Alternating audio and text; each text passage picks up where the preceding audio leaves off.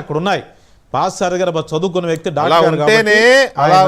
నియోజకవర్గం చాలా బ్యాక్వర్డ్ నియోజకవర్గం. ఓకే ఓకే వరప్రసాద్ గారు, విత్ డ్యూ రెస్పెక్ట్స్, యాక్చువల్ గా ఇది మన డిబేట్ లో లేని అంశము. నా సూచన మీ సూచన మంచి సూచనే, కాకపోతే అవును నా అడ్వైస్.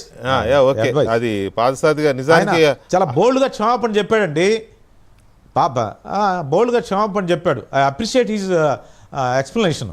మంచిదే, అది చూస్తా ఉన్నాను. యాక్చువల్గా నేను అక్కడ కాంటాక్ట్స్ ఉన్నాయి, నేను మాట్లాడుతూ ఉన్నాను. నేను మీ సూచన కూడా తీసుకుని అక్కడ కాస్త అవేర్నెస్ ప్రజల్లో అందువల్ల చైతన్యం జగన్కి ప్రజాస్వామ్యం లా అండ్ ఆర్డర్ జాగ్రత్త డీల్ చేయాలండి.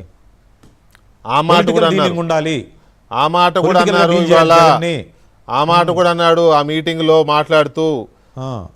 నేను మొదటి నుంచే చెబుతున్నా, ఈయన జగన్మోహన్ రెడ్డి గారి స్ట్రాటజీ ఏపీలో లా అండ్ ఆర్డర్ లేదు అని ఏదో రకంగా ఈ ప్రపంచానికి ఒక సిగ్నల్ ఇవ్వాలి, ఒక ప్రచారం జరగాలి, గోబెల్స్ ప్రచారం ఒకటి జరగాలి. ఏపీలో శాంతి భద్రతలు క్షీణించాయి, ఏపీలో లా అండ్ ఆర్డర్ లేదు, ఏపీకి పెట్టుబడిదారులు వెళ్ళొద్దు, ఏపీకి పారిశ్రామికవేత్తలు వెళ్ళొద్దు, ఉన్నోళ్ళు అక్కడి నుంచి వెళ్ళిపోవాలి. ఈ రకమైన ఒక ప్రయత్నంలో ఉన్నాడని నేను చాలాసార్లు డిబేట్లు కూడా పెట్టా. ఇవాళ కూడా అన్నాడు ఆయన, ఏపీలో శాంతి భద్రతలు లేవు అనేది ఇప్పుడు ఆయన అంటున్నమాట. ఎందుకు లేవయ్యా అంటే కత్తులు పట్టుకుని డ్యాన్సులు వేస్తున్నారు కాబట్టి శాంతి భద్రతలు లేవు. ఎవరో ఆ కత్తులు పట్టుకుని డ్యాన్సులు వేసింది? జగన్మోహన్ రెడ్డి గారు. వరప్రసాద్ గారు, ఆ కత్తులు పట్టుకుని డ్యాన్సులు వేసిన వాళ్ళు ఎవరు? వైసీపీ కార్యకర్తలు.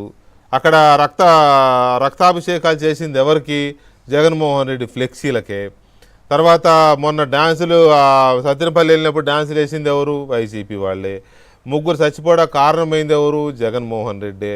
కారు కింద పడిపోయి మనిషిని తొక్కేస్తుంటే కూడా చూసుకోకుండా అనాగరికంగా ముందుకెళ్ళిపోయింది ఎవరు వెహికల్? జగన్మోహన్ రెడ్డి వెహికల్. ఆ వెహికల్లో ఎవరున్నారు? జగన్మోహన్ రెడ్డి ఉన్నాడు. ఇన్ని రకాల చేస్తూ మళ్ళీ రాష్ట్రంలో శాంతి భద్రత లేవు అని ఒక స్లోగన్ ఇవ్వడం. అంటే రేపు రాష్ట్ర వ్యాప్తంగా వెళ్ళబోయే బృందాలు మేనిఫెస్టో అమలు అవ్వడం లేదు అనే దానికంటే శాంతి భద్రతలు లేవు అనే అంశాన్ని ఎక్కువగా స్ట్రెచ్ చేసే ఒక చర్చలో ఆయన ఉన్నాడు. ఆయన ఒక ఆలోచనలో ఉన్నట్టుగా కనబడుతుంది. ఒక పాయింట్ బాలకోటయ్య గారు. రెండవ పాయింట్ ఆయన ఇంకోటి ఏమంటున్నాడు? అణచివేత ఎక్కువైపోయిందంట రాష్ట్రంలో. అణచివేత ఎక్కువైపోతే ఈ పాటికి జగన్మోహన్ రెడ్డి గారు తిరగలిగేవాడా బయట? అసలు ఈ లీడర్లందరూ బయట ఉండేవాళ్ళ? అణచివేత అంటే ఏంటి? ఆ అణచివేత మీనింగ్ తెలుసా జగన్మోహన్ రెడ్డి గారికి?